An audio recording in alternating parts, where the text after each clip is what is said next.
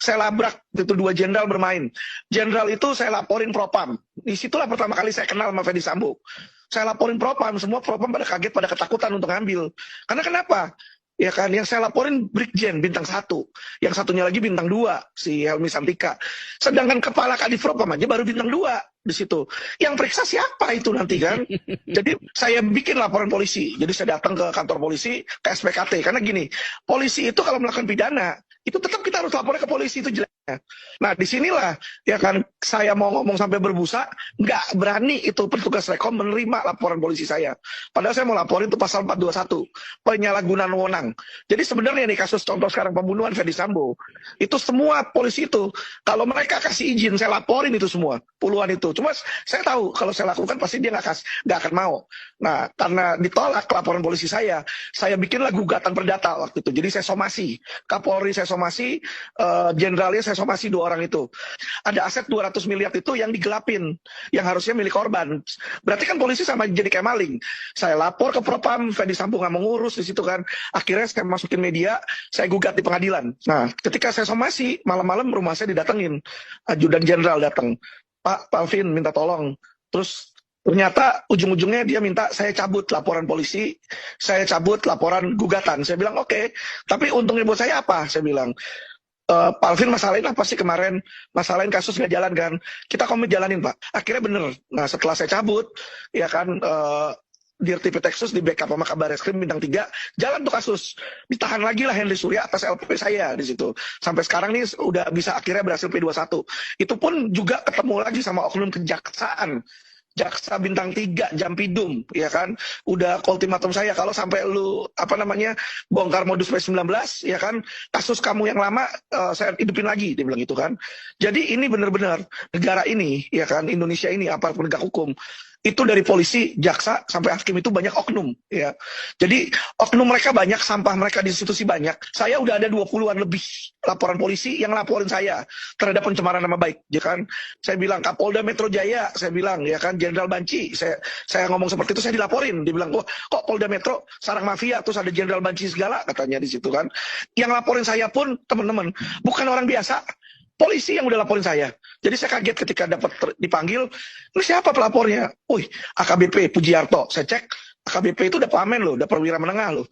Ya, jadi dua pangkat sebelum bintang. Kasubdit Renakta ternyata di situ ngelaporin saya kan. Belum dipanggil, tiba-tiba 1 minggu langsung naik sidik. Hebat saya bilang ini benar-benar. Saya masukin ke media, saya bilang ya kan. Saya bilang, oke, mau tangkap saya, kamu harus tangkap juga si Kapolri. Ditanya, kenapa kamu mesti tangkap Kapolri juga? Kapolri itu di bulan Oktober bilang, silakan warga kritik Polri. Jadi saya ini membuat video, ya kan, karena suruhan dia. Karena dia yang menyuruh, ya kan, saya melaksanakan. Dia juga harus ditangkap. Saya kasih buktinya, saya kasih bukti WA, terus saya WA ke Kapolri juga kan. Kapolri balas akhirnya di situ kan, karena saya naikin semua. Sampai naik ke detik.com segala, saya bilang di situ kan, naik ke Detik, naik ke Tempo, pusing dia kan. Nah ketika itu langsung Kapolri WA, habis Kapolri WA, nggak lama Ferdy Sambo nelfon saya, minta ketemu, ya kan. Ferdy Sambo bilang, tolong dong kamu WA Kapolri, jangan bilang saya nggak mau angkat telepon kamu, digituin lah. Memang awalnya nggak diangkat kok, di situ kan. Jadi disinilah, kalau kasus belum viral teman-teman, ya kan, nggak akan dijalanin. Jadi kita ini hidup di Indonesia mayoritas Muslim. Tetapi ada polisi, kayak contoh Kapolrinya pun Listio Sigit itu Kristen. Ya kan, Ferdy Sambo itu Kristen. Ya kan, bawahannya Ferdy Sambo bintang 1 yang Karo Paminal, Hendra Kurniawan itu juga kalau dia sih minoritas lah Chinese, cuma saya antara dia Kristen juga atau Buddha, karena di kantornya itu masih banyak patung Kwankong ya. Jadi saya lihat mungkin keluarganya masih Buddhis di situ. Dan kalau teman-teman lihat, saya mulai lihat di pergerakan di dalam kepolisian nih, mulai banyak anak-anak tua dimasukin. Jadi contoh di Dirtipitexus yang baru itu, Wisnu itu juga Kristen. Kasubdit TPPU Kristen di sini ya. Jadi mulai banyak nih, terus Karo Wasidik, Iwan Kurniawan juga Kristen teman-teman. Tetapi mohon maaf ya, nggak semua orang Kristen itu benar ya. Sorry, mulutnya mengatakan Tuhan, tapi tangannya juga mengerjakan hal-hal yang kotor di situ. Jadi kalau saya bicara itu bisa dari Detik, Tempo, Gatra, bisa masuk semua itu halaman depan, bisa masuk ke TV. Nah itu hal yang sebenarnya sulit teman-teman ya. Karena background saya ada uang di awal-awal, saya sebenarnya beli program. Jadi kayak saya ketemu Haritanu, saya beli program di MNC, saya beli program di iNews. Nah setelah saya mulai ada nama, saya singkirkan itu, saya nggak mau lagi. Karena lumayan mahal teman-teman. 6 sesi itu 1 miliar. ya. Jadi menurut saya itu agak berlebihan sih. Nah, untuk supaya bisa ada keadilan yang tadi dibilang golongan menengah, apalagi menengah ke bawah ya, kalau nggak ada dukungan dari media nggak akan jalan. Kedua yang kita gencarkan medsos, teman-teman. Kalau ada masyarakat yang datang ke kami, mereka jadi korban oknum, itu mereka biasanya ada rekaman atau apa, mereka mau bongkar, tapi lawyer mereka nggak akan berani naikin. Kenapa? Lawyer itu selalu takut ketika berbicara jelek tentang polisi. Ketika dia bicara jelek tentang polisi, besoknya itu lawyer akan ditarget sama polisi, saya jamin. Ya, karena kenapa? Oknum-oknum ini bukan cuma satu, berjemaah, teman-teman. Teman-teman mungkin udah baca berita, ya ini Ferdy Sambo diduga ketua Satgasus, Satuan Tugas Khusus di situ ya. Jadi Satgasus ini menangani kasus-kasus pidana-pidana serius lah. Nah, tapi anehnya Satgasus ini tidak ambil dana dari kepolisian loh.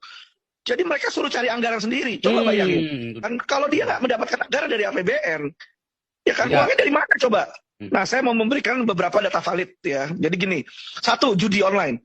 Jadi benar informasi yang beredar bahwa kepolisian menerima uang dari judi online. Ya, karena saya punya klien judi online juga yang ditangkap, ya kan. Nah, kita ini bicara sama temannya dia yang waktu itu di satu sel. Nah, temannya ini ditangkap juga karena dia telat ngasih setoran ke Polda Metro. Di situ. Jadi ada sebuah subdit di Polda Metro namanya Resmob, di mana kalau kasus-kasus judi online pasti ke situ. Pasti ke situ. Namanya judi online, lewat online. Ya cyber dong yang punya teknologi untuk menangani. Tapi ini tidak, teman-teman. Anehnya di Polda yang nanganin Resmob subditnya. Mana judinya? Nggak bisa dibuktiin. Bandarnya kagak ada, pemainnya kagak ada. Yang dia mau cuma uang hasil judinya itu diambil. Jadi itu orang digebukin, malam-malam dikeluarin dari tahanan, uangnya dari ATM diambil. Di situ. Ya kan ada buktinya. Apa yang saya lakukan? Saya laporin itu Kanit sama penyidik secara etik juga ke Irwasda, ya kan. Setelah saya lapor ke Irwasda, besokannya saya datang mau nanya laporan, saya udah lihat kasubditnya lagi di depan bawa bingkisan gede banget, 2 meter ada kali itu bingkisan tuh. Terus saya ketemu sama Irwasdanya ketawa. Tuh Vin, lu lihat di depan tuh bingkisan tuh, 2 meter tuh dari kasubdit tuh kata dia. Kita laporin polisi, percuma Pak. Ya, jadi ada yang propam nggak di propam itu percuma. Kenapa? Anda bikin laporan ke propam, besokannya polisi propam itu dapat duit dari polisi penyidik dan ditutup kasusnya. Selesai. Kecuali kasus Anda udah viral kayak kasus Brigadir J. Nah, itu bisa jalan. Kalau nggak viral, nggak ada kekuasaan, dan nggak ada duit, nggak akan jalan. 3 itu balik lagi. Judi online itu di Indonesia ini 3 besar bandarnya. Salah satu pengusaha hotel. Teman-teman tahu lah 3 huruf depannya J di situ ya. Kedua ada grup snake ular, ada grupnya juga yang anak-anak muda, ada grup akyat di situ. Jadi kenapa kita bisa tahu? Saya bisa tahu. Teman-teman lihat nggak Indonesia ini negara penuh bohong, ya. Negara penuh kebohongan, saya bilang seperti itu. Jadi yang bohong itu bukan cuma Ferdy Sambo, oknumnya itu banyak, saya bilang. Kan kemarin ini digosipkan bahwa Ferdy Sambo ini menerima, ya kan, dia menjadi semacam kayak perantaranya lah, menerima uang, polisi menerima uang untuk mengamani judi online. Nah, untuk menepis gosip itu, ya kan, maka polisi ini lagi gencar sekarang menumpas judi online. Itu hanyalah pencitraan. Coba deh, kemarin ini berapa hari yang lalu baru digerebek di Polda Sumut, ya kan, Poldanya namanya Irjen Panca. Jadi dia tangkap orang, tapi mana? Dari hasil penangkapan itu cuma anak buah doang semua yang ditangkapin, yang operator yang ngurusin websitenya. Bosnya kagak ada yang ditangkap, teman-teman. Jadi bandarnya kagak ada, besok dia tinggal bikin lagi tempat baru. Nah, emangnya sesusah itu tahu bandarnya? Lah saya aja tahu kok bandar siapa. Cuma kan mereka nggak mau nangkep, masalahnya di situ. Saya ngomong di TV, saya ngomong di Tempo, saya ngomong di Gatra. Saya bilang, Kapolri gak usah banyak bacot, lu mau numpas kejahatan. Gua kasih lu nama listnya. Ya kan, contoh investasi bodong, ya kan, gak usah jauh-jauh. Mahkota nembak 7,5 triliun. Itu terlapornya Raja Sabta Oktohari, ketua KOI. Ya kan, nah, lu Kapolri malah apa? Dikasih jabatan ketua ISI. Sekretariat Spedia, ya kan, sedangkan KOI ketua Olimpiade si Raja Sabta. Gimana lu bisa nangkep di situ? Ada kedekatan kayak begitu. Kapolda dikasih jabatan Sekjen PBSI, ya kan? Nah, kayak dia mau nangkap, gimana dia bisa mau nangkap Ferdy Sambo? Akhirnya kan dilimpah ke Mabes, toh.